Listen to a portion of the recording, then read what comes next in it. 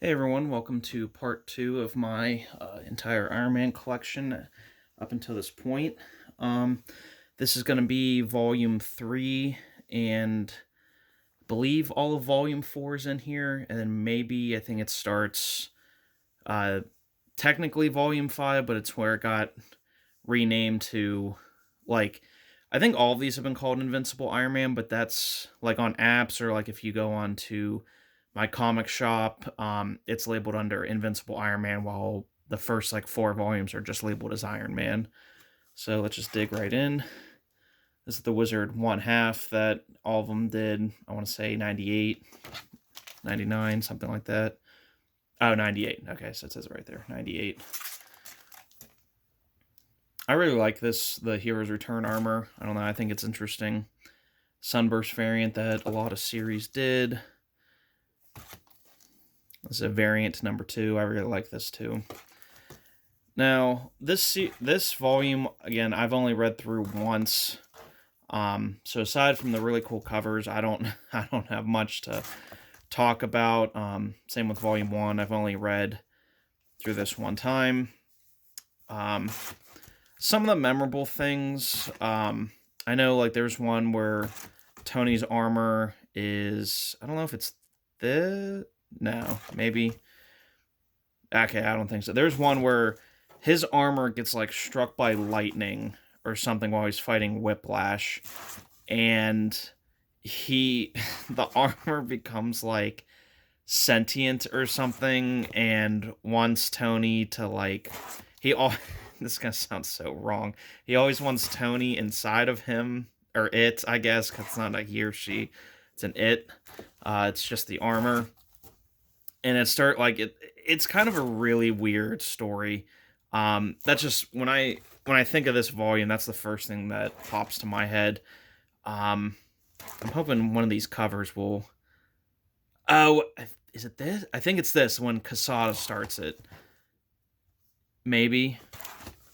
I'm not entirely sure. I think this is it. I think these are the issues where it starts doing that storyline.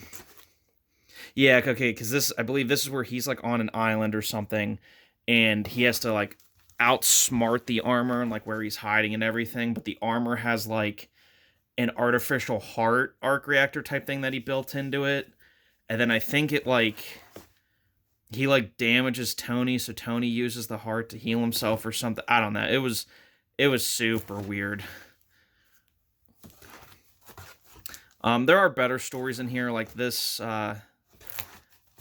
This is like the skin armor or something. It's uh I forget how it works exactly, but it's just an upgrade. And to be fair, there's a lot of like, I don't know, there might be some not too appealing armors, but like I don't think we've ever had a bad Iron Man armor. Maybe bad artists who have drawn it, but I don't know. I think all of the armors are unique in design and have cool functions, or again, I might be biased because I do love Iron Man, but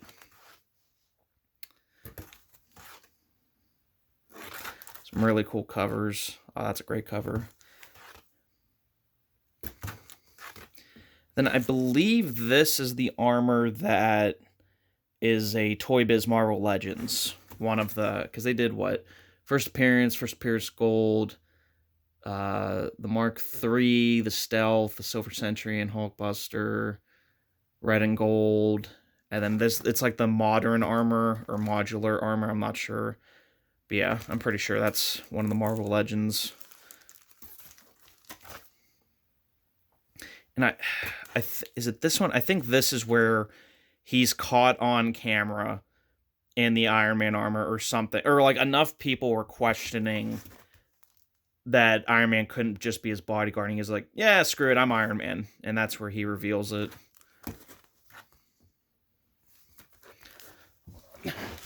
It keeps falling forward on me.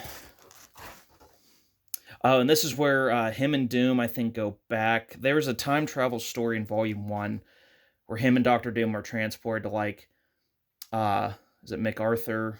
Like, Night Age. And this is, I believe, where they go back to that. Actually, this was, I thought, a solid sequel to that. Really cool Mike Grell art. First Thor Buster armor. Really cool armor. See, it's just another reason I think Tony's a super cool character. He's always thinking ahead. He always has backup plans. He always has like countermeasures built into his suit for whoever he's fighting. Minus the, kind of the arrogant. Like Iron Man really is Marvel's Batman, except he doesn't recruit orphans to be his sidekick, and he is in armor. Oh, great cover right there. I believe are these the Addy Granoff covers? I think so. Oh, that's an iconic image. I think so is that one. A lot of good covers on this.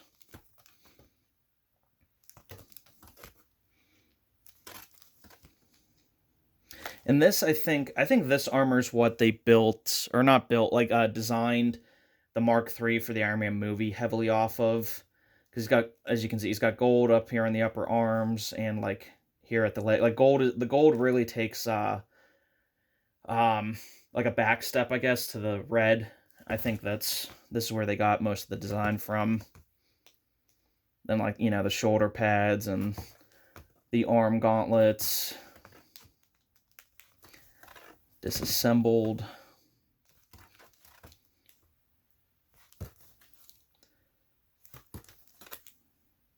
The animals.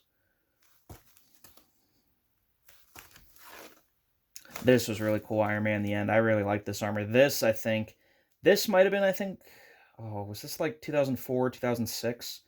This looks a lot like the movie armor to me. Okay, now we're getting into one of my favorite volumes for Iron Man.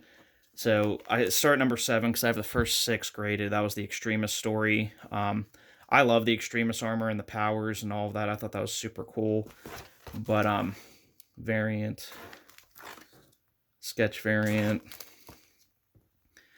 These the cover of these stories, the art in these stories, and the stories themselves are just amazing. XQ program. This is where what is it? Jensen's son.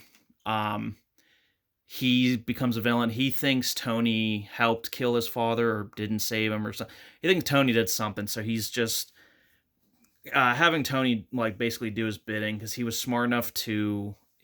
There was some chip in Tony's head or something that I guess was implanted because of the Mark I that Jensen put in there or something, and this kid's able to like hack into that and have Tony like do what he wants. Civil War. And see, I don't know what it is, in Amazing Spider-Man Civil War and in Iron Man Civil War, he's not painted to be such a bad guy or a dick that he is in the Civil War book. I don't know if Mark Miller just doesn't like Iron Man or what, but he's painted way better in the main series and in other series than he is, or I'm sorry, he's painted better in the Iron Man series and other Civil War tie-in series than he is in the main Civil War book. That's what I meant to say. Great cover. He has Ramita and Leighton on his shirt. I wish that was a real shirt. I'd buy that. I'd wear that. Hands of the Mandarin. This is where I think he had to fight the Mandarin, I believe, in an old armor, and this is where like Mandarin had the rings like implanted onto his spine, so Tony just like ripped out his spine. It was really cool. Yeah, cannot recommend this series enough. Really, just everything. Interior art, cover art, stories, they're all great. And, I mean, if you've never liked Iron Man or if you've been on the fence about him, read this series. It's really good. Hopefully it'll change your opinion on him. Annual. And then this starts into... see, I really don't know. I don't know what I like better, the Volume 4 that we just flipped through or this series. I will say for this series, it's by Matt Fraction, who I think is a great writer. Movie photo cover, and So I really hope Robert Downey Jr. does a signing with CGC. I'll send this in. Salvador LaRocca, I think is how you say his name, is the artist. And he's the artist the entire time, actually. Like, it doesn't switch artists at all. And I really like LaRocca. I think he's a good artist. I've heard some criticisms about him. Again, I don't agree with them. But the covers are beautiful. The variants are beautiful. Ezekiel Stane, this is Obadiah Stane's son. And just really cool bad guy. Again, some people might disagree with that. I thought he was really cool. He, I don't know, he took the Iron Man, tech and was able to, bio-organic infuse it with him or something, and, he has, many repulsors, at the tips of his fingers, and he's, he's, Captain America strong, and I don't know, he was a really interesting villain, I thought. Spider-Man team-up issue. I think it's a maybe not, I thought it was a two-parter. Dark Reign, again, I thought this was really cool too. He's trying to evade Norman Osborn. And so Tony was the director of S.H.I.E.L.D. Norman Osborn takes over because the events of Siege, I think, which was an event. So Osborn wants access to the Superhero Registration Act. Tony knows he's just going to abuse it to its fullest and find out who Spider-Man is. So Tony downloads the only copy into his brain. Since Tony, once he had Extremis, he is kind of part machine now a little bit. So, but it's not you can't just plug a hard drive up to Tony's head, I don't think, and extract information. So he has the Superhero Registration Act in his brain, and he's going to slowly delete it as he's moving around the world to keep Osborn on the run until it's all gone.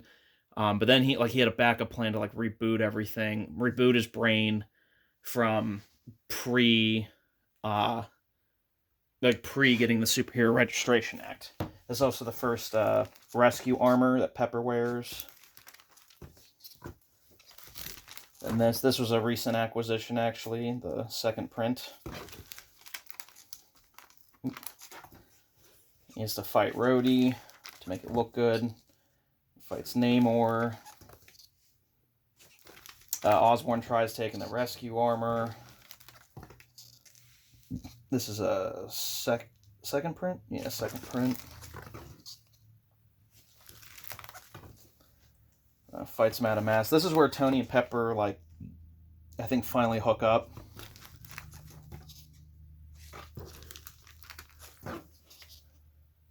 He's going back to the desert where he first became Iron Man.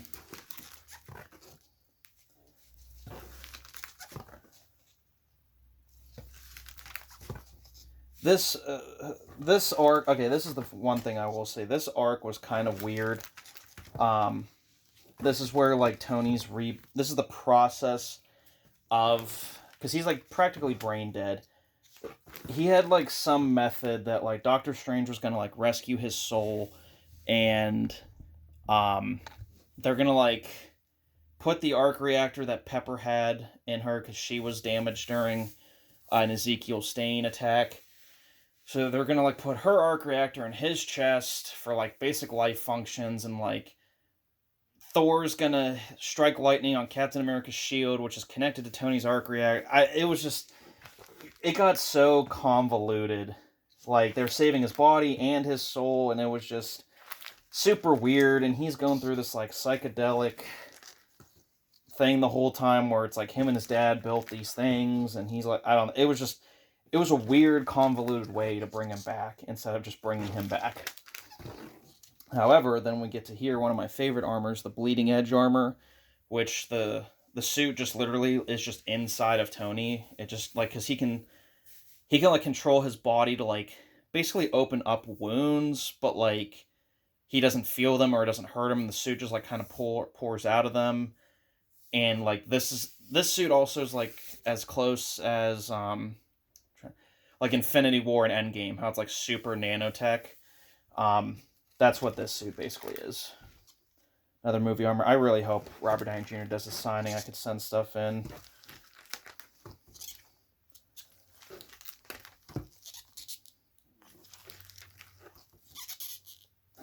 Again, after that weird arc, then again, stories got back to normal. Like, this was cool. He's like rebuilding his company, and Pepper, Rhodey all have armor. Actually, I really enjoy Pepper in these issues. This chick, she was the Ezekiel Staines' girlfriend, but now since he's in jail, she's still trying to carry out the plan of killing Tony. I think I have doubles a couple of these for some reason. Demon in the Bottle homage.